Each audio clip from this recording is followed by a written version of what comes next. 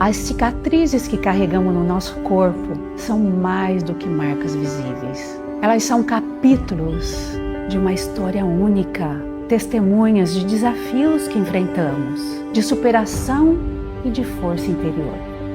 Seja uma cicatriz de um procedimento estético ou de uma cirurgia não estética, cada uma carrega um significado especial, mostrando cuidado com o corpo ou a superação de um momento difícil.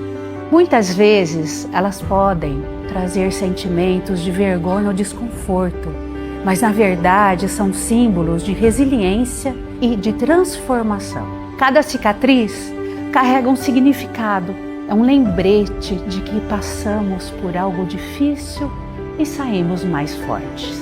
Quando escolhemos mostrá-las, estamos não apenas